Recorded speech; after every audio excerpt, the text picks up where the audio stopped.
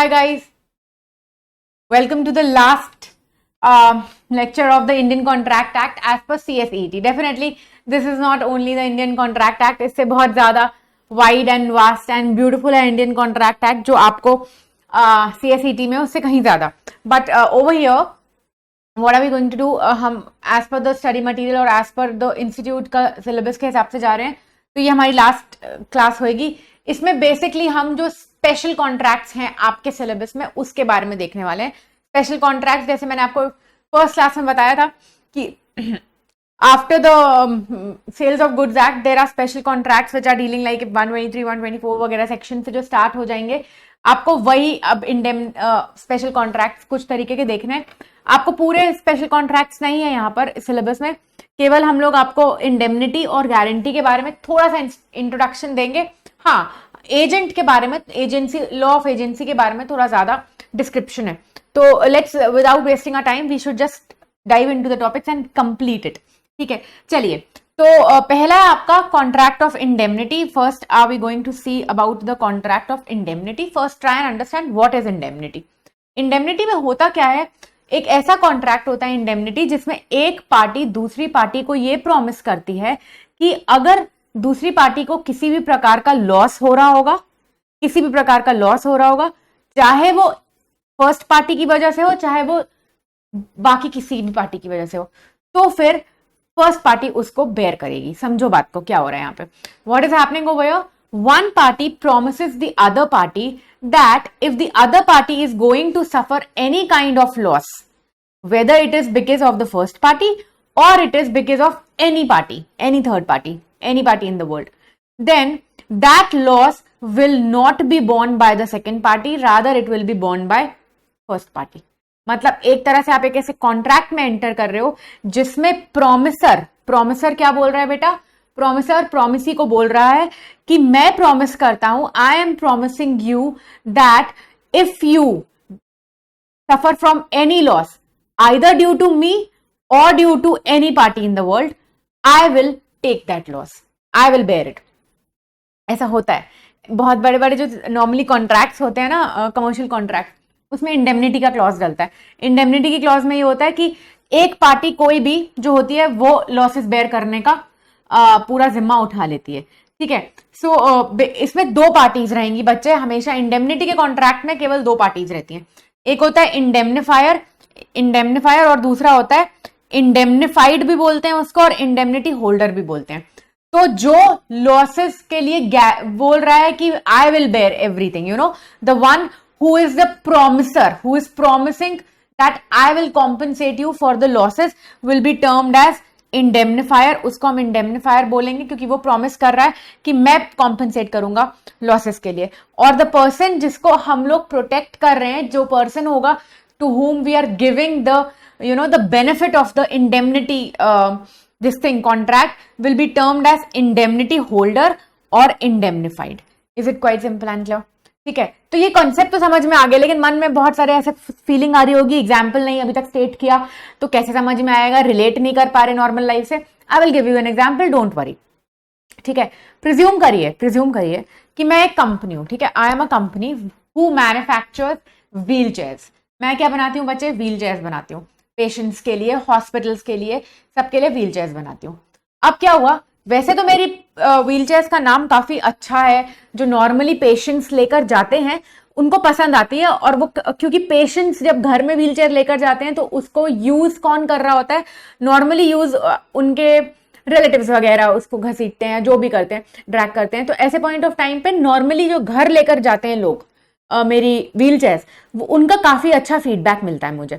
People like it and they are very durable, long lasting रहती हैं काफी, और एक्सीडेंट्स भी नहीं आकर होते. लेकिन मेरे पास ट्रैक रिकॉर्ड से मुझे ऐसा समझ में आया है कि जब भी मैं अपने हॉस्पिटल्स, नॉर्मली हॉस्पिटल्स वगैरह को सप्लाई करती हूँ, तो वहां पे काफी एक्सीडेंट्स होते हैं मेरी व्हील चेयर यूज करके. मतलब there are, it's been a track record that normally in hospitals whenever my wheelchair has gone, तो कुछ ना कुछ हो जाते हैं एक्सीडेंट्स वगैरह. तो पहले तो इनिशियली मुझे इस चीज का काफी बुरा लगता था.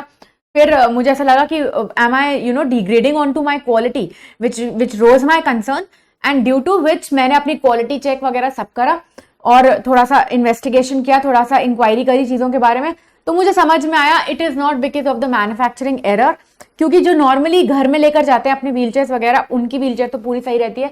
Why is it happening only with the hospitals? I got to know that क्योंकि हॉस्पिटल में नॉर्मली जब लोग डील करते हैं पेशेंट से, I am not blaming anyone, ठीक है, even if it is because of the hospital thing. I lost my mother last month because of the negligence of the hospital, लेकिन फिर भी मैं ब्लेम नहीं कर रही हूँ. लेकिन ऐसा नॉर्मली होता है कि जब चीज आपकी होती है, जब इंसान आपका होता है, तो आप ज्यादा अच्छे से हैंडल करते हो. ऑफकोर्स आप जब व्हीलचेयर में अपनी दादी को ड्रैग कर रहे होगे, किसी XYZ को ड्रैग कर रहे होगे, अपने रिश्तेदार को, तो आप ज्यादा कॉशियसली करोगे. वेराज अगर आप हॉस्पिटल की बात करो तो the ward boy, the person who is peon, he is just he is a paid person. I am not degrading any profession and I am not saying that वो लोग काम अच्छे से नहीं करते, लेकिन मैं आपको जनरल बता रही हूँ कि उनके लिए वो एक that is a profession for them, वो रोज की एक्टिविटी है. तो अब क्या हुआ यहाँ पर, ऐसे नॉर्मली देखा गया और मुझे इंक्वायरी में समझ में आया कि क्योंकि वहां पे कई बार पेशेंट्स के साथ मिसहैंडलिंग हो जाती है. पेशेंट्स इतने सारे हैं, वो ओवरबर्डन्ड होते हैं, स्टाफ वगैरह, तो मिसहैंडलिंग हो जाती है, जिसकी वजह से कभी कभार कुछ एक्सीडेंट हो जाता है, या फिर जो आपके ऑफिस वार्ड बॉयज वगैरह सबको हैं, वो व्हीलचेयर की मिसहैंडलिंग कर देते हैं, जिसकी वजह से एजिटेटेड होकर या जो भी होकर, जिसकी वजह से उसकी जो ड्यूरेबिलिटी की लाइफ है वो काफी कंपैरेटिवली कम हो जाती है. तो क्या हुआ, मुझे समझ में आ गया that this is because of the mishandling which is done in the hospital. तो अब मुझे तो इस चीज का डर लग गया, क्योंकि इवेंचुअली व्हाट वुड हैपन, कभी ऐसा हो सकता है कि कोई एक्सीडेंट अगर हो जाए हॉस्पिटल में व्हीलचेयर वगैरह पे, और ऐसा भी हो सकता है कि वो जो इंसान जो कि एक्सीडेंट में अगर किसी ने अपनी जान खो दी या कुछ भी हो जाए, गॉड फॉरबिडन ऐसा ना हो, तो ऐसे पॉइंट ऑफ टाइम पे what will happen, it might happen that वो पर्सन मेरे ऊपर भी वो कर दे, केस फाइल कर दे, और हॉस्पिटल के ऊपर भी केस फाइल कर दे. मतलब ऐसी पॉसिबिलिटी है. तो फिर क्या हुआ, जब मुझे मैंने ये सब थीसिस करके रखी है, बैकग्राउंड मैंने समझा दिया. तो अब क्या हुआ, जब आप मेरे पास आए, आपका एक हॉस्पिटल है, आप जब मेरे पास आए, पहले मैंने आपको कभी भी सप्लाई नहीं करी चेयर्स वगैरह, लेकिन आप मेरे पास आए और आपने मुझे बोला कि that you want 500 wheel chairs. मैंने कहा ठीक है, I am ready to supply, but I have a policy that whenever I give it to the industrial buyer, whenever I give it to hospitals etc, I do one thing and that is I enter into an indemnity contract. तो जो contract हम लोग के बीच में बनेगा purchase sale का, उसमें हम लोग इंडेमनिटी का क्लॉज डाल देंगे, या अलग से एक इंडेमनिटी का कॉन्ट्रैक्ट बना देंगे, जिसमें आप ये लिखिए कि कल को कोई भी एक्सीडेंट्स होते हैं आपके हॉस्पिटल में मेरी व्हीलचेयर को यूज करके, तो जो लॉसेस होंगे वो आप बेयर करेंगे. इवन अगर किसी पार्टी ने मुझे स्यू कर दिया, तो वो पार्टी की मर्जी है, उसको थोड़ा रोक सकते हैं. पार्टी ने अगर मुझे स्यू कर दिया, तो वो जो लॉस मेरे ऊपर भी आ रहा होगा, जो पोर्शन ऑफ कॉम्पनसेशन मुझे पे करना होगा, वो मैं नहीं पे करूंगा, वो आप पे करोगे. आपने कहा ठीक है, आई एम रेडी. ओवर या व्हाट हैज हैपेंड, मैंने अपने लॉस को, जो चांसेस थे मेरे लॉस होने के, उसको मैंने क्या कर दिया, मैंने बर्डन शिफ्ट कर दिया. किस पे बर्डन शिफ्ट कर दिया? आप पे. ठीक है, I have shifted the burden to you. Whether the loss will occur because of you, because of mishandling in your hospital, or because of some other party, I am not bothered. Is it quite simple and clear? So this is called contract of indemnity. Example से समझ में आ गया आपको? ये example से ही समझ में आता, ऐसे तो कुछ नहीं हो पाता.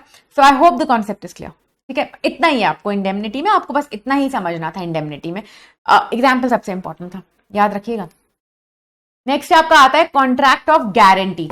Next we'll come to the contract of guarantee. This is a very simple one. इसको बैंक के एग्जाम्पल से समझते हैं.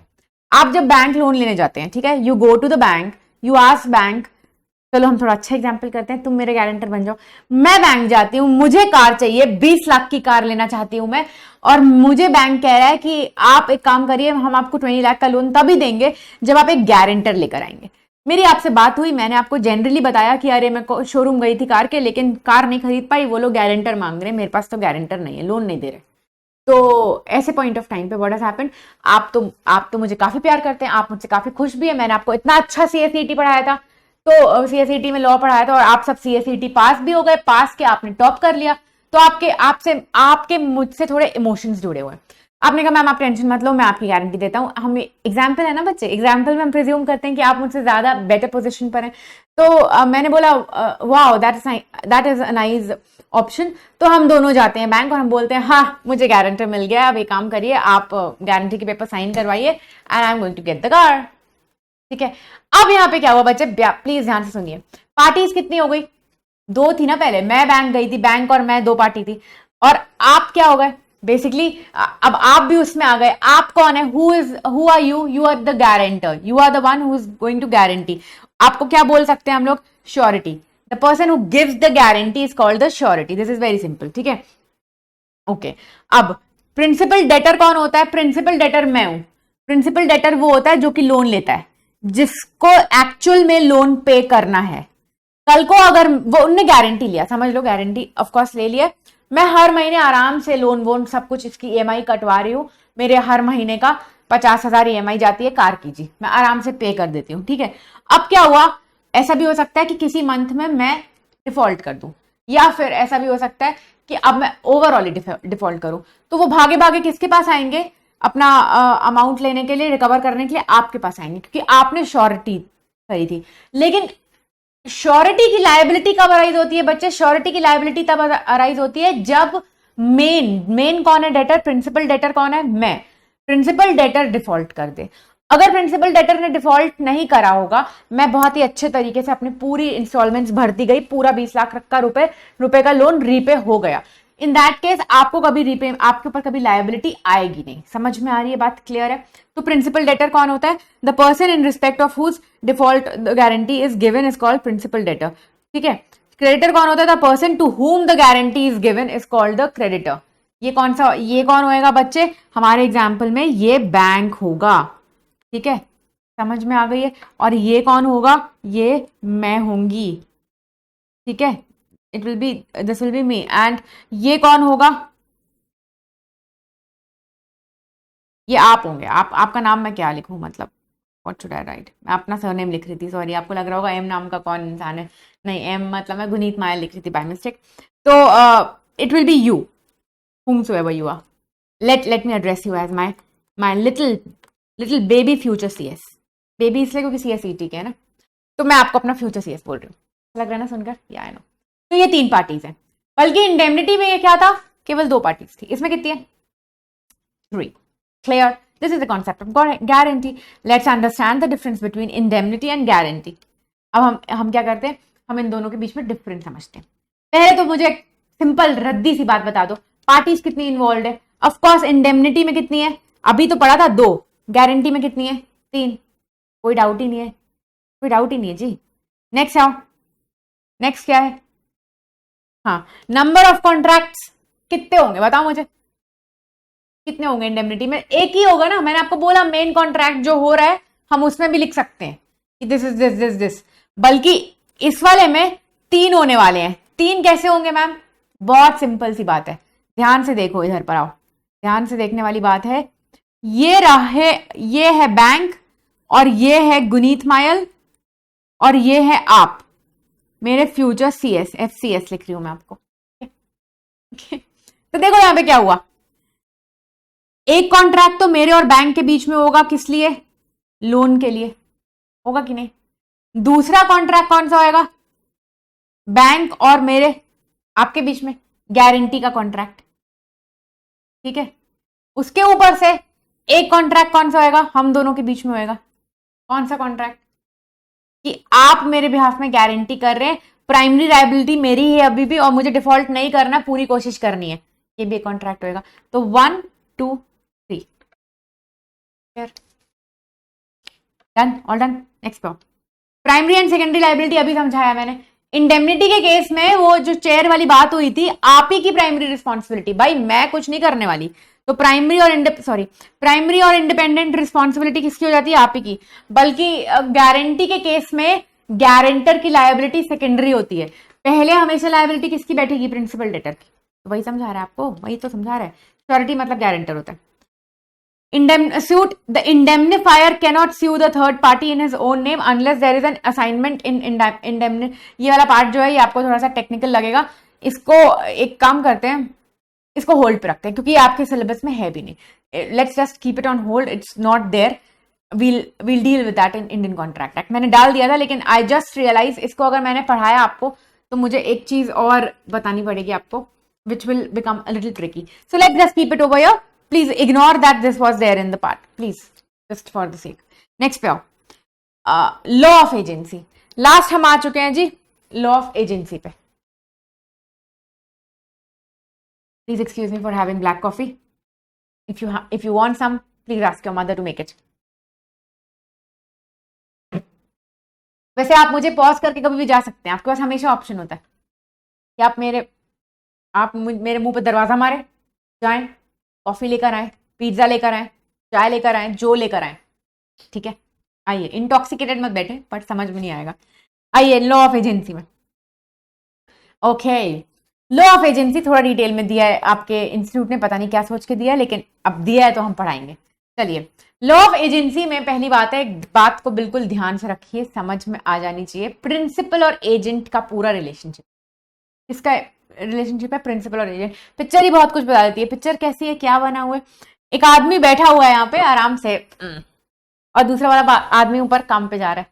ये जो बैठा हुआ इंसान है, ये एक्चुअली इसको कुछ काम कैरी आउट करना था, और वो काम किससे करवा रहा है, वो काम खुद कैरी आउट उसको करना चाहिए था, लेकिन अपने आप करने के बजाय the thing which he was owed to do, he has appointed an agent to carry it out. तो उसके बिहाफ पे वो काम कौन कर रहा है, एजेंट कर रहा है, ठीक है। तो एजेंट कौन होता है, एजेंट कौन होता है, एजेंट वो इंसान होता है जिसको मैं एम्प्लॉय करती हूं वो काम कैरी आउट करने के लिए जो कि मुझे कैरी आउट करना चाहिए था, ठीक है। अ पर्सन, देख लीजिए, जस्ट हैव अ लुक, हाँ, okay. A person employed to do any act for another or to represent another in dealings with the third party. ये बंदा क्या कर रहा है, ये मेरे बिहाफ पे काम कर रहा है। What is agent doing, agent is working on my behalf, he is representing two the third parties also on my behalf, so he is my agent. Who is the principal? The person for whom such act is done is called principal. जो employment provide करेगा, जो employment मतलब employer employ वाला relationship नहीं, employment मतलब agent को जो employ करेगा, जो काम जिसको खुद कैरी आउट करना चाहिए था वो एजेंट के थ्रू करा रहा है, उसको क्या बोलोगे, उसको आप बोलोगे प्रिंसिपल, ठीक है। ये प्रिंसिपल है, वो एजेंट है। ये जो इनके बीच में रिलेशनशिप है, इसको क्या बोलोगे, एजेंसी। क्लियर है, क्लियर है। कंसिडरेशन जब पढ़ाया था तो बताया था नो कंसिडरेशन नो कॉन्ट्रैक्ट, लेकिन उसके एक्सेप्शंस पढ़े थे, उसमें एक था consideration is not an important element of agency contract. क्योंकि दो तरीके के एजेंसीज होती हैं, एक होती है ग्रैटिट्यूस और दूसरी होती है नॉन ग्रैटिट्यूस। तो ग्रैटिट्यूस में क्या होता है, जो एजेंट होता है वो बोलता है मुझे कुछ पैसों की जरूरत नहीं चाहिए, नहीं चाहिए, मना कर सकता है वो। और दूसरी कौन सी होती है, नॉन ग्रैटिट्यूस। नॉन ग्रैटिट्यूस में हम उसको पैसे पे करते हैं, जो काम कैरी आउट कर रहा है उसके लिए we pay him the money. Simple है, क्लियर है। तो आपको क्या समझ में आ रही है, इसलिए उसने आपको यहाँ पर बोला कि कंसिडरेशन कोई मेजर फीचर नहीं है, ग्रैटिट्यूस भी होते हैं, नॉन ग्रैटिट्यूस भी होते हैं, ठीक है। ग्रैटिट्यूस में क्या एलिमेंट्स होते हैं, नॉन ग्रैटिट्यूस में, ये आपके एग्जी में आएंगे। थोड़ा थम जाते हैं, फिर नेक्स्ट आओ, वैसे बहुत है हमारे पास एजेंसी के केस में। नेक्स्ट है आपके types of agencies. Types of agencies की अगर मैं बात करूं तो मेजरली आपको एक्सप्रेस और इम्प्लाइड है, ठीक है। अभी तक तो समझ में आ गया होगा, एक्सप्रेस का मतलब होता है ऐसा कुछ भी, कोई भी चीज जिसको हम लोग शब्दों में एक्सप्रेस करते हैं, चाहे वो रिटन में हो चाहे वो ओरली हो, उससे मुझे मतलब नहीं है।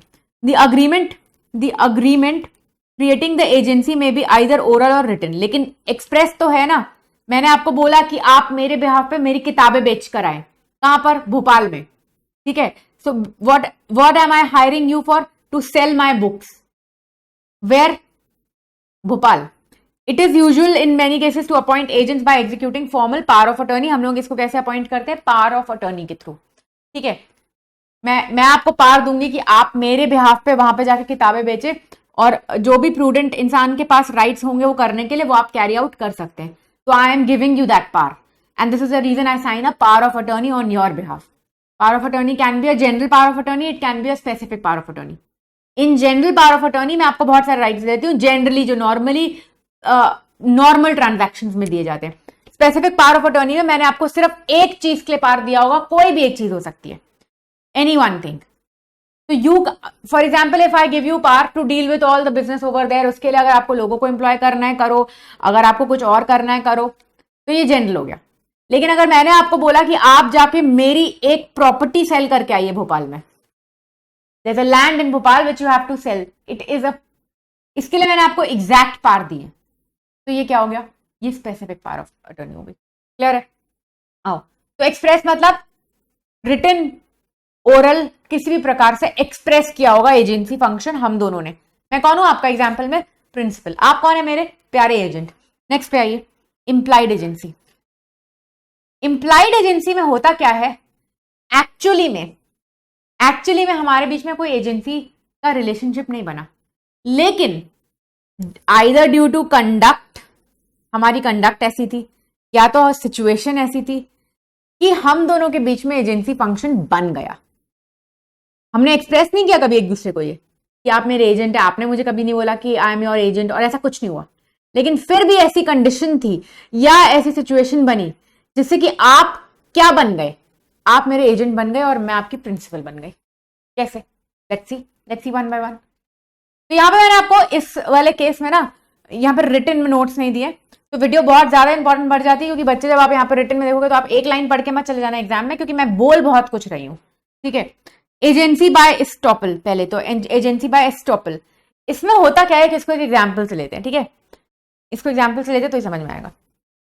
हम लोग दोनों एक पार्टी में गए, ठीक है, both of us went to a party. ठीक है, वहां पर प्रिज्यूम करिए कि मैं एक कॉर्नर में खड़े होकर अपना ग्लास लेके खड़ी थी, एरेटेड ड्रिंक का ऑफ कोर्स। ठीक है, आप थोड़ी सी दूरी, इतनी दूरी थी हमारे बीच में कि मैं आपकी आवाज सुन सकती हूँ और आप भी मेरी आवाज सुन सकते हैं, लेकिन हम दोनों एक दूसरे से बात नहीं कर रहे थे उस वक्त पर। आप किसी और से बात कर रहे थे, और आपने बातों बातों में उस सामने वाली पार्टी को बोला कि हाँ गुनीत मैम, या मैं तो उनका फेवरेट स्टूडेंट हूँ, और बल्कि मैं तो भोपाल में उनके लिए उनकी बुक्स वगैरह को प्रमोट भी करता हूँ और सेल आउट भी करता हूँ। मैंने सुन लिया। देखिए आपने उसको क्या बोला, ऐसा कोई हमारे बीच में एजेंसी का फंक्शन नहीं। अगर हुआ होता तो बात खत्म हो जाती, हम लोग यहां से निकलकर सीधे एक्सप्रेस में चले जाते। ऐसा है नहीं, जो आप बोल रहे हैं सामने वाली पार्टी को, ऐसा है नहीं, थर्ड पार्टी को आप बोल रहे हैं। ठीक है, मैंने ये सुना, जो आपने कहा मैं ये सुन चुकी हूं। टेक्निकली स्पीकिंग, अगर मुझे डिसएग्री करना होना चाहिए था तो मुझे क्या करना चाहिए था, मुझे कूद जाना चाहिए था उसके बीच में, बातों के बीच में, और बोलना चाहिए था एक्सक्यूज मी, क्या बकवास कर रहे हो, व्हाट आर यू सेइंग, झूठ क्यों बोल रहे हो, ऐसे बात बोलती मैं। लेकिन मैंने कुछ नहीं किया, मैंने सुना तुमने जो बोला, ठीक है, वो सुना। क्लियर है? अब क्या हुआ, लेकिन तब भी मैंने रिएक्ट नहीं किया। I never reacted. मैं ऐसे करके, हाँ मतलब इस टाइप से, in a way I was just listening to you, I was even acknowledging that I am listening to you, but I didn't said a word, कुछ नहीं बोला मैंने। मुझे टेक्निकली स्पीकिंग तुम्हें रोकना चाहिए था, क्योंकि मैंने रोका नहीं है। अब क्या हुआ, अब वो थर्ड पार्टी को बिलीव हो गया कि ये सच में मेरा एजेंट है, he is actually my agent. अब भोपाल में जब उसको किताबें खरीदनी थी, मुझे कांटेक्ट करने के बजाय उस आदमी ने उसको कांटेक्ट किया। ठीक है, तुमको कांटेक्ट किया। मतलब यहां पे क्या हुआ, यहां पे हम दोनों के बीच में कोई एक्सप्रेस एजेंसी नहीं है, लेकिन इंप्लाइड एजेंसी हो गई। कैसे हुई? By the conduct of the parties. Because तुमने किसी पार्टी को यह बोला कि तुम मेरे एजेंट हो, और मैंने उस चीज को क्या कर दिया, मैंने उस पर इन अ वे हामी भर दी। ऐसे पॉइंट ऑफ टाइम पे अब हम दोनों एजेंट प्रिंसिपल के रिलेशनशिप में आ गया। तुम्हारी रिस्पॉन्सिबिलिटी वही होगी जो एक एजेंट की होती है, और मेरी रिस्पॉन्सिबिलिटी वही होगी जो एक प्रिंसिपल की होती है। क्लियर है? देख लो, principal by his acts permits a person to represent him as an agent. Example clear है? सारी चीजें एग्जाम्पल से समझ में आती है बच्चे, मैं समझा रही हूं तुमको, एक एक लाइन में कुछ नहीं है, लाइन के अंदर मेरे एग्जाम्पल्स होते हैं। नेक्स्ट पे, एजेंसी बाय होल्डिंग आउट, ये भी इंप्लाइड एजेंसी का टाइप है। इसमें एक एग्जाम्पल लेते हैं। ठीक है, तुम्हारे घर में रामू काका एक है, ऐसा प्रिजम्पशन लेना है। रामू काका कौन है? रामू काका हमारे दादाजी परदादाजी के टाइम से चले आ रहे, हमारे पुश्तैनी सर्वेंट नहीं बोलेंगे हम, he serves us but he is not a servant, we respect him, we respect every human, ऐसा हमको करना चाहिए। तो पूछते नहीं है वो हमारे। तो अब क्या हुआ, रामू काका आपके लिए सारा सामान, सब कुछ, ग्रोसरी, एवरीथिंग, आपके घर के मोहल्ले के जस्ट पास में ही एक ग्रोसरी शॉप है, बनिया की शॉप है। बनिया की शॉप ऐसे जनरली, अब आप बुरा मत मान जाइएगा, ऐसे जनरल जगहों पे बोला जाता है। It is no comment to any casteism, please, अगर आपको बुरा लगा तो हाथ जोड़ के माफी, please forgive me, but it is just address like that, ठीक है। बहुत सारी जगहों में ऐसे एड्रेस किया जाता है। तो आप उस जो रामू काका है वो ग्रोसरी शॉप पे नॉर्मली जाते थे और हमारे भी हाथ पे क्या करते थे, सामान लेकर आते थे और कई बारी क्रेडिट पे लेते थे और वहां पे भैया जो थे वो रिकॉर्ड्स मेंटेन कर लेते, अपने अपने खाते में लिख लेते थे, ठीक है। तो अब ये तो जनरल प्रैक्टिस रही थी। अब देखो एक बारी क्या हुआ, रामू काका का बेटा पिक्चर में आ गया। रामू काका का बेटा गांव से आया, हमारे यहाँ 5-6 महीने रुकने आया था। तो जो पहली बारी गया, समझो बात को, जो पहली बारी शॉप गया और उसने बोला कि खाते में लिख लो सामान जो भी है, लेकर आ रहे गया, और जब बात आई पेमेंट की तो उसने बोला कि right it down in their खाता, हमारे खाते में। तो उस भैया ने, दुकानदार ने फटाफट मुझे कॉल किया और पूछा कि मैडम ऐसा बोल रहे हैं, क्या मुझे लिखना है? तो मैंने कहा हाँ हाँ, वो रामू काका का बेटा है, लिख दो लिख दो। अब ऐसा एक बार हो गया, 2 बार हो गया, 3 बार हो गया। हर बारी भैया क्या करता था, खाते में सामान लिखवाता था और सामान घर ले आता था। कौन? रामू काका का बेटा। अब रामू काका रहते थे हमारे घर पे और रामू काका का बेटा रहता था बचपन से गांव में। रामू काका उसको वो एथिक्स नहीं दे पाए जितने एथिकल रामू काका थे हमारे। उनका बेटा थोड़ा सा नालायक निकला। अब क्या हुआ यहां पर, एक दिन रामू काका का बेटा जाता है दुकान पे सामान लेने और एक्चुअल में हमारा सामान लेने के बजाय अपने लिए पर्सनल यूसेज का सामान लेता है और उसको हमारे खाते में लिखवा के आ जाता है। उसको हमारे खाते में लिखवा के, कल को जब मुझे पता चलता है कि वो 20,000 का सामान अपने नाम पर ले चुका है, तो मैं बोलती हूं दुकानदार को कि मैं इसके लिए पे नहीं करूंगी। कौन पे करेगा? मैंने बोला रामू काका का बेटा पे करेगा। दुकानदार क्या करेगा? दुकानदार मुझसे पैसे लेगा, because I am acting as a principal by holding out. We are into agency by holding out. Holding out की एजेंसी क्या होती है? होल्डिंग आउट की एजेंसी में कोई पास्ट का एक्ट होना चाहिए। उस पास्ट के एक्ट में प्रिंसिपल ने एजेंट को परमिशन ग्रांट करी थी सामने वाली पार्टी के सामने कि आप एज अ एजेंट मेरे बिहाफ पे एक्ट कर लो। अब सामने वाली पार्टी के दिमाग में वही था कि ये बंदा तो इसका एजेंट है और इसी कारण सामने वाली पार्टी ने उसके आने वाले जो एक्ट्स थे उसको बिलीव करा कि ये तो प्रिंसिपल के बिहाफ पे ही काम कर रहा होगा। इन रियलिटी वो प्रिंसिपल के बिहाफ पे काम नहीं कर रहा था। तो क्या हम इस केस में क्या मानेंगे? वो कहते हैं this is a agency by holding out. This is a agency by holding out. तो principal responsible for agents act basis of previous acts done by under his authority. पहले के एक्ट्स के लिए मैंने अथॉरिटी दी थी, ये वाला एक्ट अगर उसने अपने लिए पर्सनली भी किया होगा उसके लिए मैं रिस्पॉन्सिबल होंगी। समझ में आ रही है बात? क्लियर है? ठीक है, ओके। नेक्स्ट पे agency bye necessity. Agency bye necessity, इसको भी एक एग्जाम्पल से लेंगे। अब हुआ कुछ इस प्रकार से कि आपके बहुत ही डिलिशियस वाले एकदम जूसी यमी मैंगोज आने वाले थे, ठीक है। आप वो मैंगोज मंगवा रहे थे मुंबई से और कहाँ आने वाले थे? दिल्ली आने वाले थे। मैं यहाँ पे रहती हूँ, मुझे खाने मैंगोज, इसलिए मैं दिल्ली में मंगवाऊंगी, ठीक है।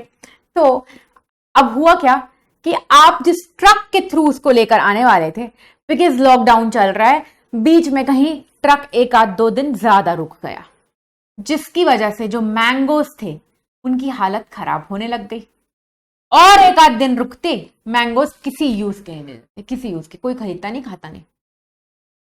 ट्रक वाले भैया ने अपनी अकल यूज करी और उन्होंने क्या किया, वहीं बीच में कोई गांव वाँव पड़ता होगा, वहां पे उन आमों को बिकवा दिया। वहां उन्होंने मुझे कांटेक्ट करने की कोशिश करी लेकिन मैं कांटेक्ट में नहीं मिली, लेकिन फिर भी उसने बिकवा दिया उन मैंगोज को। क्यों? क्यों? क्योंकि वो पेरिश होने वाले थे और अगर पेरिश हो जाते तो कोई कीमत नहीं बचती उसकी। मगर मुझे तो मैंगोज खाने थे, वो हम समझ रहे हैं, लेकिन वो सड़े हुए मैंगोज यहां भी आ जाते दिल्ली तो भी मैं खा नहीं पाती। तो भैया ने अकलमंदी का काम किया, क्या किया? बिकवा दिया हम। In this case he has acted as my agent and ma'am आपके और उसके बीच में तो एजेंट और प्रिंसिपल का रिलेशन ही नहीं था। एग्जैक्टली वही तो नहीं था, तभी तो मैं आपको इंप्लाइड एजेंसी समझा रही हूं। ये कौन सी इंप्लाइड एजेंसी है? Agency of necessity. आ रही बात नहीं? हाँ ठीक है, नेक्स्ट पे आओ। एजेंसी बाय रैटिफिकेशन, इसमें क्या होगा? बहुत सिंपल एग्जाम्पल है। मैंने आपको बोला कि आप जाइए, कोई बच्चा बिहार का भी था, कह रहा था बिहार कभी आया नहीं, पटना ले लेते हैं चलो। मैंने आपको बोला पटना जाइए आप मेरे एजेंट है, मैं आपका प्रिंसिपल हूं, पटना जाइए आप, वहां पे मेरी एक प्रॉपर्टी है, उस प्रॉपर्टी को आप क्या करिए, आप उस प्रॉपर्टी को बिकवा के आइए। मैंने आपको थ्रेशोल्ड दिया था कि किसी भी हालत में ये प्रॉपर्टी 1 करोड़ के नीचे नहीं सेल आउट करना, 1 करोड़ के नीचे मत सेल आउट करना, ठीक है। आप गए जी वहां पे, आपने देखा कोविड में तो ओ भाई बहुत बुरा हालत है, सब कुछ बहुत सारी, आपने बहुत हाथ पैर मारने की कोशिश करी, 1 करोड़ से ऊपर की प्रॉपर्टी बिक गई, नहीं बिकी, आपने बहुत तामझाम कर लिए, सब करके देख लिया, वो प्रॉपर्टी कहीं 90 लाख की बिकने के लिए बड़ी मुश्किलों से राजी हुई, बड़ी मुश्किलों से, ठीक है। आपने मुझसे परमिशन लेने की कोशिश करी, लेकिन मैं तो थी भाई बहुत बिजी, मैं रिकॉर्डिंग कर रही थी आपके लिए, मैं अपने बच्चों के लिए रिकॉर्डिंग कर रही थी, फोन और मैंने कुछ नहीं उठाया, उसके बाद लौट कर भी मैंने कुछ कॉल ऑल नहीं किया। 4-5 घंटे के बाद जब मैंने फाइनली जाकर बैठ कर देखा, आपने मुझे अग्रीमेंट भेजा कि वो भाई सेल हो चुका है, कितने का? 90 लाख का। मैंने आपको कितने बोला था? 1 करोड़। आपने कितने का? 90। इन a way you have exceeded. आपको लग रहा है एक्सीड कैसे करा, आपने तो अंदर का आया, भैया तो सेल का ट्रांजैक्शन है ना, आप 1 करोड़ की जगह 1.25 करोड़ लेकर आते तो मैं तो आपको शाबाशी देती, लेकिन आप 1 करोड़ का, मैंने आपको फ्लोर लिमिट लगाई थी कि 1 करोड़ से नीचे नहीं, लेकिन आपने उसके नीचे गिरा। अगर इसी ट्रांजैक्शन को मैं परचेज पे ले जाऊं कि परचेज करने जाओ प्रॉपर्टी, और मैंने आपको बोला 1 करोड़ से ज्यादा की प्रॉपर्टी मत लेके आना, और अगर होगा तो मुझसे परमिशन लेना, मैंने क्लियर मेंशन किया, आपने बड़े कोशिश करी, आपको नहीं मिली, वहां पे जो प्रॉपर्टी मिल रही थी वो 1 करोड़ 10 की मिल रही थी, आपने मुझसे कॉन्टैक्ट करने की कोशिश करी लेकिन नहीं हो पाया कॉन्टैक्ट, आपने परचेज कर ली, आपने मुझे आके बाद में बताया कि मैम ये तो हो गया। तो इन अ वे जो अथॉरिटी मैंने आपको दी, दोनों केसेस में समझा दिया, परचेज के केस में भी, सेल के केस में भी, जो अथॉरिटी मैंने आपको दी है वो आपने क्या कर लिया? एक्सीड। अब क्या करें? बहुत सिंपल सी बात है, मैंने आपको प्रॉपर्टी सेल करने के लिए बोला था 1 करोड़ की, आपने 90 लाख की करके आया, अगर मैं इसको रेटिफाई नहीं करूंगी तो 10 लाख आप अपनी पॉकेट से पे करेंगे, समझ रहे हैं? क्योंकि मैंने आपको क्लियरली बोला था 1 करोड़ से नीचे नहीं। लेकिन मैंने भी खुद फाइंड आउट करवाया, जो मेरा बच्चा स्टूडेंट कह रहा था कि वो पटना में रहता है, बिहार में रहता है, मैंने उसके कॉल किया, मैंने उसको बोला बच्चे थोड़ा पता कराओ इसकी प्रॉपर्टी के रेट्स वगैरह का, तो उसने मुझे बोला मैडम वो सही कह रहा है, 90 लाख की उसने बिकवा दी, आप तो खुश हो जाइए, वो प्रॉपर्टी 80 लाख की भी ना बिकती अभी। अब मुझे लगा वो भाई अच्छा हुआ इसने 90 लाख की भिजवाई, या 80 की भी बिकवा सकता था। तो मैंने क्या बोला, मैंने कहा चल ठीक है 90 लाख की बिकवाई, चलेगा, मुझे चलेगा, it's okay.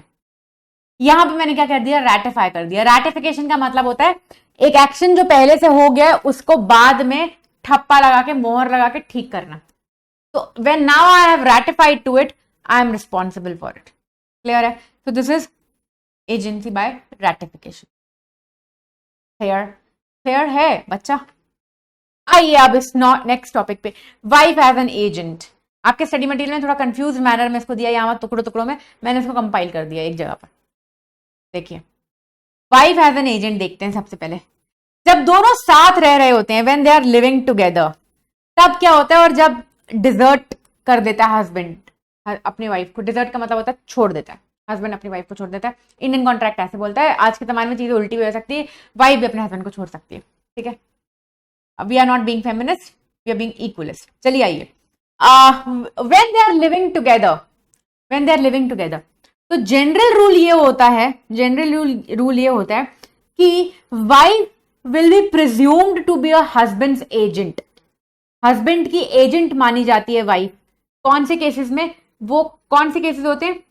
In the purchase of necessaries, अगर वो नेसेसरीज खरीद रही है which is suitable for their living standard, जो उनकी स्टैंडर्ड ऑफ लिविंग के सूटेबल हो। मैं अगर एज अ वाइफ किसी की एक कार अफोर्ड कर सकती हूं, मैंने रोल्स रॉयस जाकर खरीद ली, अपने हस्बैंड की सारी जमीन जायदाद गिरवी रख के, तो वो नहीं हो पाएगा, क्योंकि हो सकता है कि मेरे हस्बैंड का जो स्टैंडर्ड ऑफ लिविंग है वो फॉर्च्यूनर है, लेकिन मैंने क्या किया, मैंने रोल्स रॉयस खरीद ली। तो ऐसे पॉइंट ऑफ टाइम पे दिस इज अ मिसमैच। वो कहते हैं कि अगर मैं अपनी स्टैंडर्ड ऑफ लिविंग, जो हमारी नॉर्मल स्टैंडर्ड ऑफ लिविंग है, जो हस्बैंड और वाइफ की normal combined standard of living है, उसको मद्देनजर रखते हुए, if I purchase the necessary item, necessary मतलब a thing which is not a luxury, I purchase the necessary item, then and for that what I have done, मैंने अपनी husband की किसी जायदाद वगैरह को गिरवी रखा है, तो क्या माना जाएगा इसको लीगल ट्रांजैक्शन और वैलिड ट्रांजैक्शन? हाँ, क्योंकि मुझे मेरे हस्बैंड का एजेंट माना जाएगा, प्रिज्यूम्ड एजेंट। ठीक है, तो वाइफ ऐसा कर सकती है। ओके, इसके कुछ एक्सेप्शन रूल है, इसके कुछ एक्सेप्शन रूल है। इन केसेस में अगर आपकी वाइफ ने ऐसा करा भी, आपकी धर्मपत्नी ने ऐसा करा भी, तो आप बोल सकते हो भाई मैं तो एक्सेप्शन में गिर रहा हूं, मैं इसके एक्ट्स के लिए कोई लायबल नहीं हूं। तो वो कौन से है वो जानना हमको ज्यादा जरूरी है। ठीक है, पहली बात, he had expressly warned the tradesman not to supply goods on credit to his wife। आपको पता था कि आपकी वाइफ की आदत है उधार पे सामान लेकर आने के लिए, आपने मोहल्ले में जितने दुकानदार थे सबको बोल दिया जाकर पहले से कि मेरी वाइफ अगर आएगी क्रेडिट पे गुड्स देने मेरे नाम के, कोई गुड्स नहीं देगा उसको। फिर भी अगर आपके उस किसी दुकानदार ने दे दिया कि भाभी जी आई हैं चलो गुड्स दे देते, तो भैया भाभी जी लायबल होंगी, वो दुकानदार की जिम्मेदारी, अपन की जिम्मेदारी नहीं है। क्लियर है? Are you understanding what are we trying to tell you? So if the husband has expressly said to the tradesmen that don't sell the goods on credit to my wife, then in that case the husband will not be liable. समझ में? He had expressly forbidden the wife to pledge his credit. उसने clearly मना कर रखा है अपनी wife को, और एविडेंस भी ले लेना बेटा कि तुमको बिल्कुल भी मेरे नाम पे उधारी लेकर आने की जरूरत नहीं है, क्लियरली मेंशन किया। His wife has already sufficient supplied with the articles in question. कपड़े लेकर आ गए उधारी, और वार्डरोब अगर देखोगे तो मेरे टाइप वाला भरा पड़ा है, वार्डरोब भरा पड़ा है, ओवरफ्लो है, कवर्ड खरीदने की जरूरत है, कपड़े खरीदने की जरूरत नहीं। तो वो जो उधारी पे आप कपड़े खरीदे ना, नेसेसिटी नहीं है वो बेटा, दैट इज नॉट नेसेसिटी, शौक है वो तो। She was supplied with a sufficient allowance. भाई उसको sufficient allowance मिलता है महीने का, हर महीने हम उसको sufficient उनकी standard of living के हिसाब से दे देते हैं अमाउंट, फिर भी गई है, नॉट लायबल। ओके, नेक्स्ट आता है, ये तो कब है जब दोनों साथ रह रहे होते हैं। दूसरा कौन सा आता है? When deserted bye husband, wife को हस्बैंड ने छोड़ दिया है, तब वो क्या कहते हैं? A wife deserted bye husband and thus forced to live separate from him, अलग रहती है, can pledge her husband's credit, कर सकती है जो ऊपर भी था, to buy all the necessaries of life, ठीक है, according to the position of the husband, even against his wishes, even against his wishes। Clear है? कोई डाउट है इसमें? तो समझ में आ गया, वाइफ एज एन एजेंट, खतरनाक है ये महिला। आइए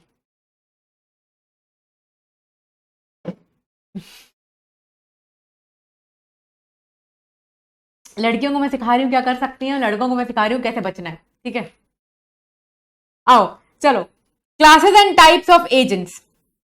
हम देखते हैं classes and types of agents क्या क्या आपके सिलेबस में, और कॉन्ट्रैक्ट एक्ट में भी यही है। पहला है जी जनरल एजेंट।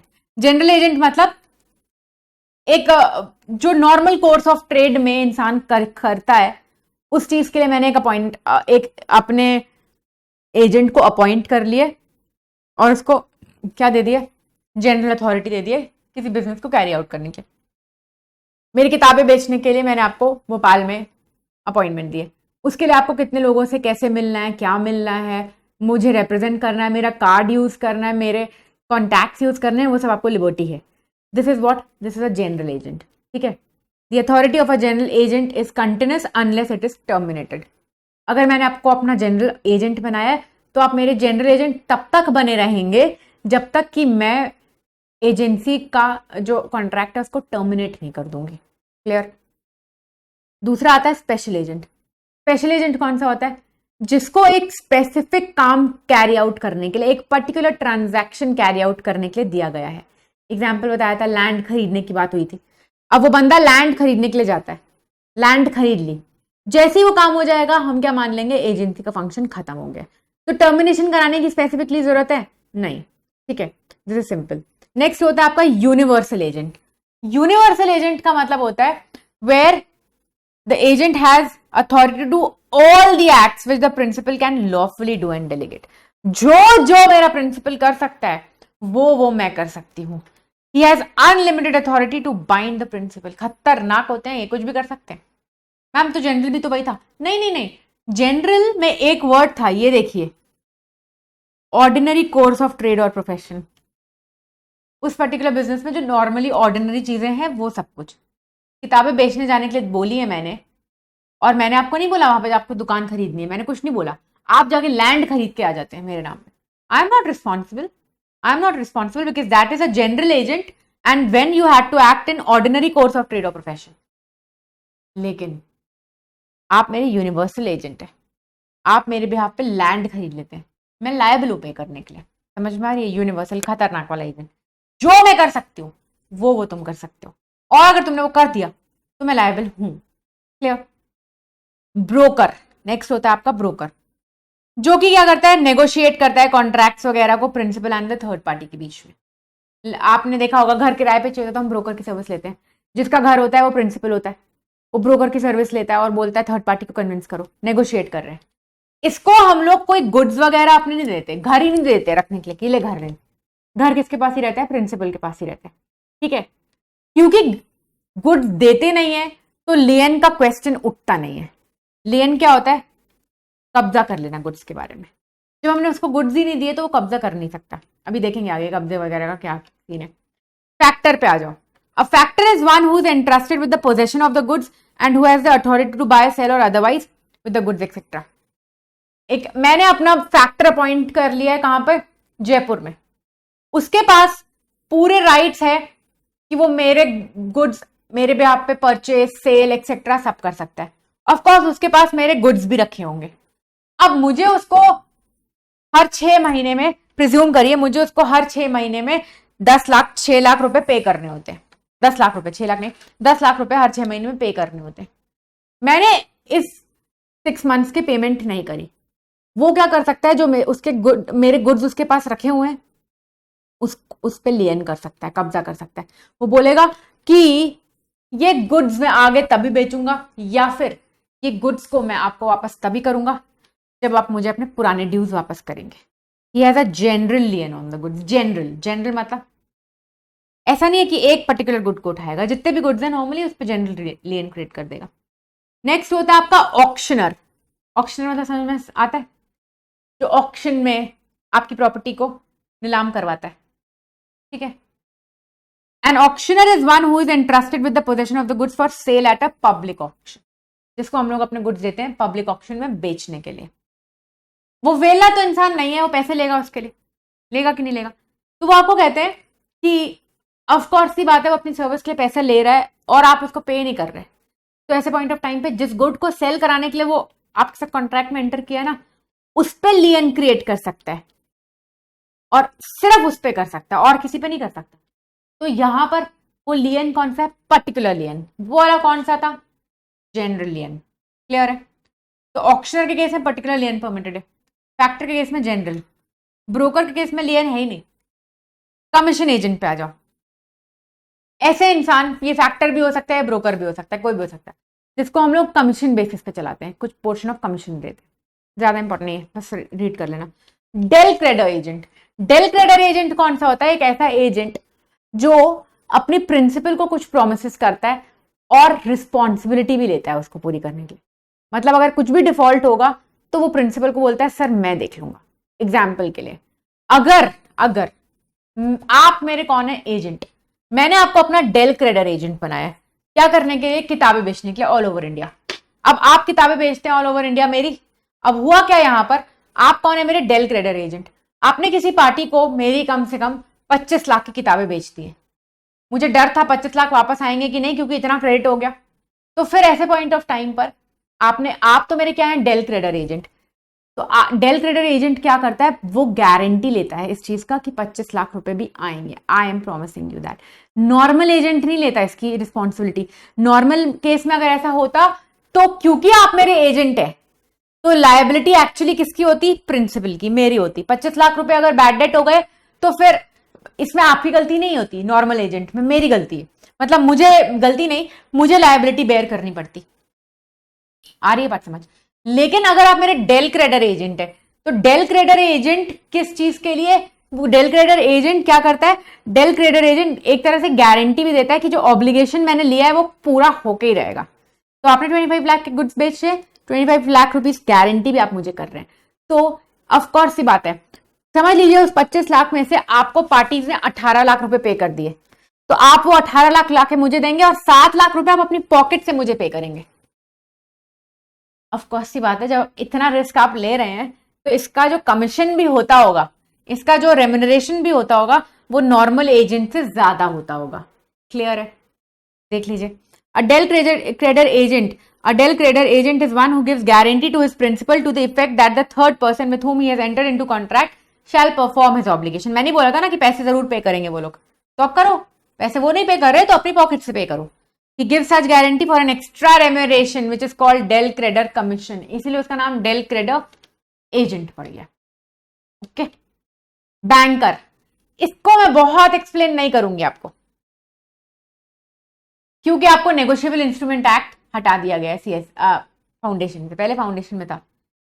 जब आप बैंक में चेक इशू बैंक का कोई चेक इशू करते हैं या फिर अपना नेगोशिएबल इंस्ट्रूमेंट डिमांड ड्राफ्ट या फिर bills of exchange, negotiable instrument act पढ़ा होगा बचपन में अगर 11-12 स्टैंडर्ड में, इशू करते हैं तो bank is actually acting as your agent. ठीक है, उसका जनरल लियन होता है in case of balance of account.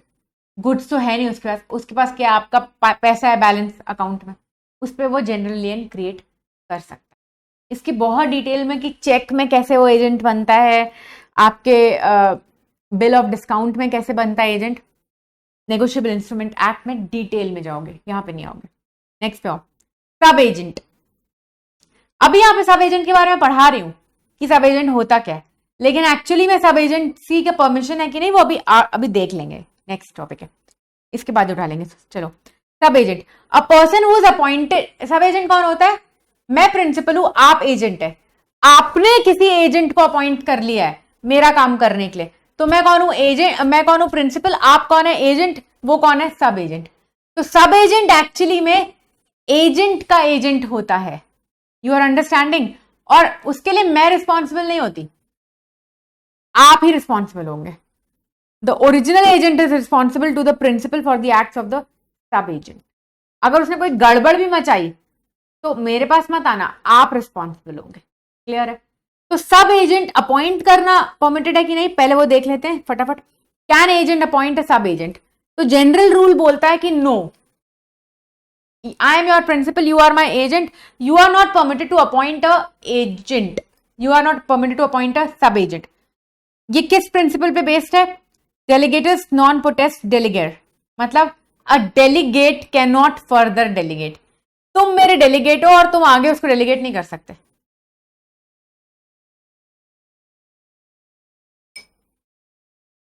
Excuse me, आ रही बात समझ, you are my delegate, you can not delegate, general rule ये। लेकिन हमने अभी तक समझ लिया है लॉ में हर जनरल का कोई ना कोई एक्सेप्शन होता ही है। एक्सेप्शन क्या है, where delegation is allowed by the principal, मैंने तुम्हें परमिशन ग्रांट करी है, कर लो, तो फिर अब उसके एक्ट मुझे बाइंड करने लग जाएंगे। वेयर द ट्रेड कस्टम्स और यूसेज सैंक्शंस डेलीगेशन, जहां पे कस्टम ही ऐसा है, ट्रेड ही ऐसा है कि नॉर्मली लोग सब एजेंट अपॉइंट करते हैं। Where delegation is essential for the proper performance, जहां पे काम हो नहीं सकता बिना डेलीगेट करे। Where an emergency renders its imperative, कोई ऐसी इमरजेंसी अराइज हो गई है कि आपका एजेंट सब एजेंट अपॉइंट नहीं करेगा तो प्रॉब्लम हो जाएगी। Where the nature of the work is purely ministerial, बहुत ज्यादा टेक्निकल किसी काम लेवल का वर्क है। Where the principal knows that the agent intends to delegate, जहां पे आपने मुझसे परमिशन नहीं ली लेकिन आपने बातों बातों में मुझे बताया हुआ था कि ये काम तो फिर हम लोग किसी और से करवाते हैं, मतलब कि मुझे पता है ना, हुई मुझे आपका इंटेंशन पता है, मैंने स्पेसिफिकली अलाउ नहीं किया लेकिन आपने बातों बातों में मुझे बोला, तो फिर मुझे आपका इंटेंशन पता है, फिर मैं उसको बाद में ये नहीं बोल सकती कि मैंने परमिशन नहीं दी। ठीक है, ओके। अब आ जाओ बच्चे ड्यूटीज ऑफ एजेंट में। What are the duties of agent, देखते हैं। Let's see the duties of agent. Okay, the agent should be acting within the scope of the authority and strictly as per the instruction। बड़ा simple है, जो authority मैंने तुमको दी है उसके with in act करो, और जो इंस्ट्रक्शंस दिए मैंने वो तुमको फॉलो करना ड्यूटी है तुम्हारी। Okay, in the in the absence of express instruction, जहां पे एक्सप्रेस इंस्ट्रक्शंस नहीं दिए मैंने आपको, वहां पे तुम क्या यूज करोगे? नॉर्मली उस जगह पे ट्रेडिंग करने के लिए क्या इंस्ट्रक्शंस यूज होते हैं वो यूज करोगे। एग्जाम्पल, अगर मैंने आपको भोपाल में ट्रेड करने के लिए बोला है गुड्स को अपने, तो आप भोपाल में कैसा मार्केट है, कितना क्रेडिट अलाउड होता है, क्रेडिट अलाउड होता है नहीं होता, जहां मैं सेल आउट कर रही हूं वहां पे क्रेडिट सेल्स परमिटेड नहीं है। लेकिन भोपाल जब आप जाते हो बुक्स के सबसे बड़े मार्केट में, आपको वहां पे समझ में आता है ओ भाई यहाँ पे तो अगर मैंने क्रेडिट नहीं दिया तो ये लोग तो किताब ही नहीं खरीदेंगे मेरी। तो आपको समझ में आ गया कि यहां बेचने के लिए मुझे ये तो करना ही पड़ेगा, मैंने तो आपको इसका इंस्ट्रक्शन भी नहीं दिया था।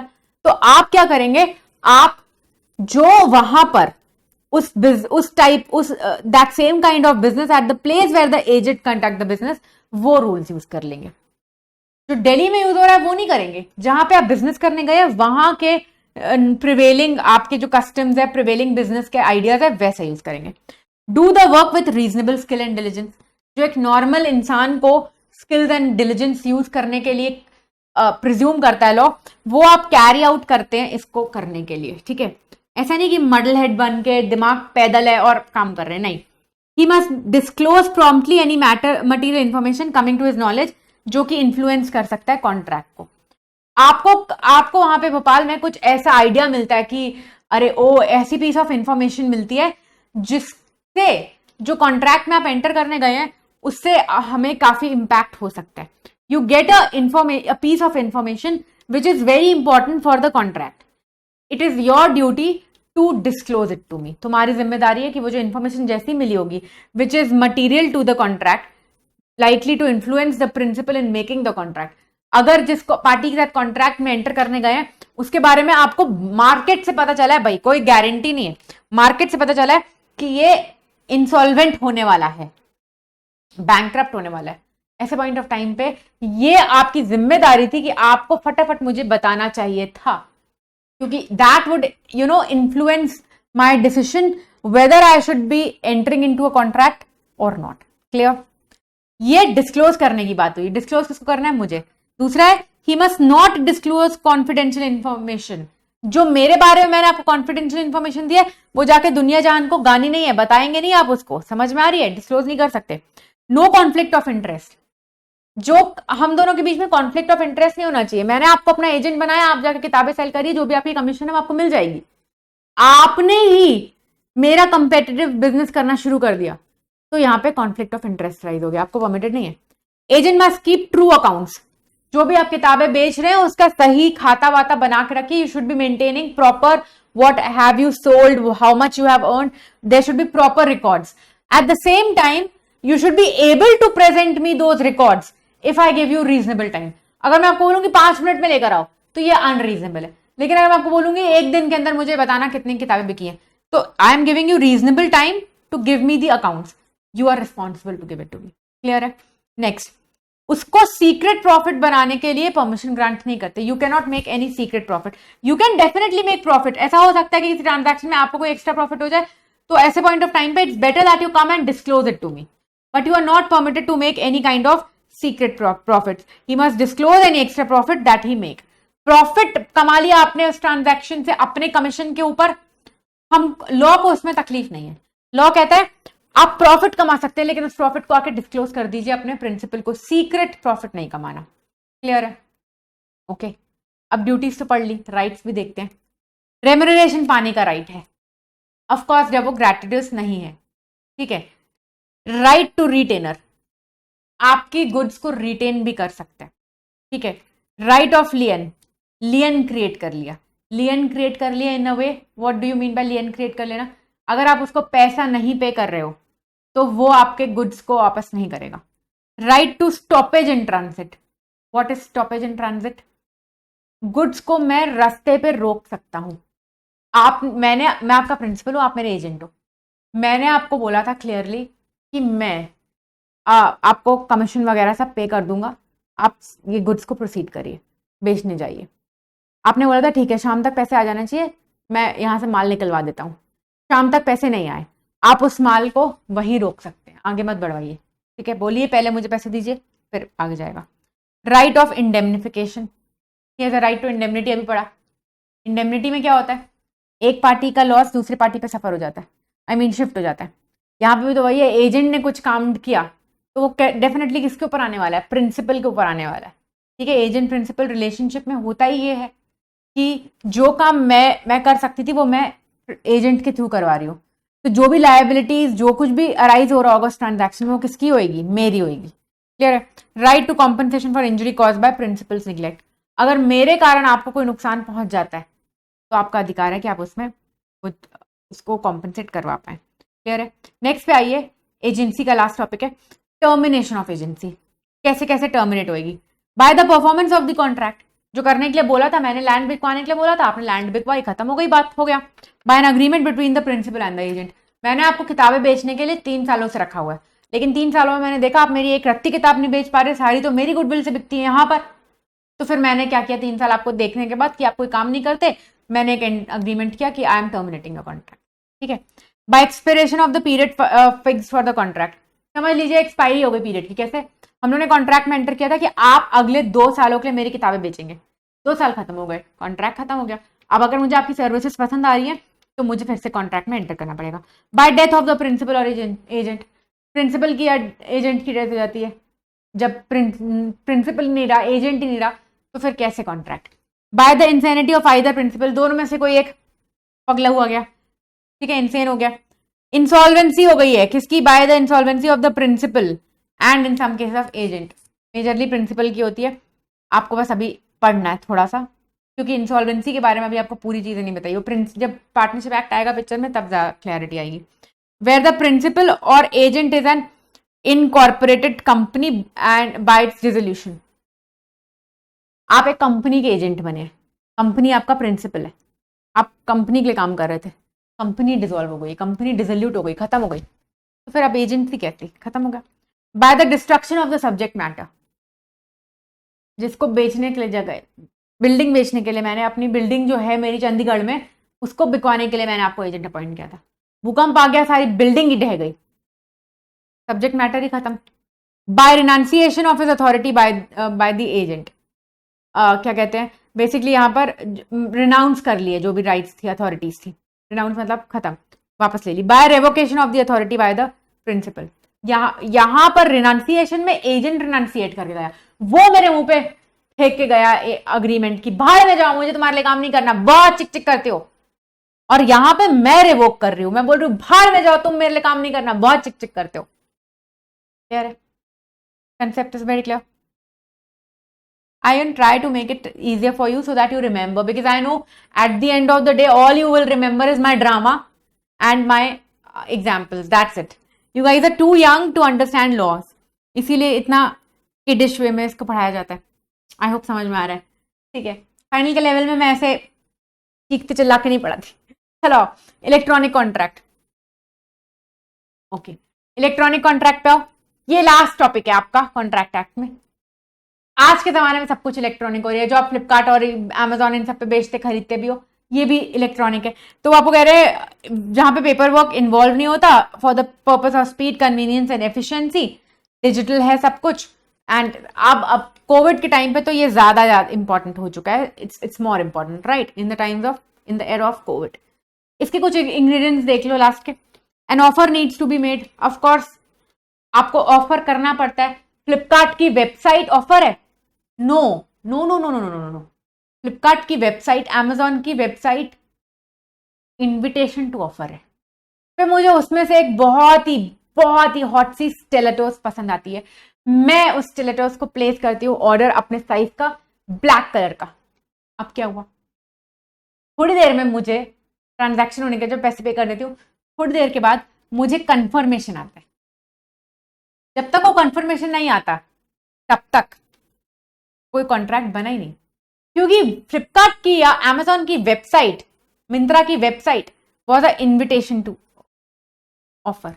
इन that matter of fact I miss Shein like anything. ठीक है, तो जो ये वेबसाइट है इन्विटेशन टू ऑफर है, और जो मैंने बोला कि ये साइज का मुझे ये फुटवेयर चाहिए, स्टिलेटोस चाहिए, तो ये क्या है? This is this is offer which I'm making, and then they say yes, your order is confirmed. Acceptance to offer.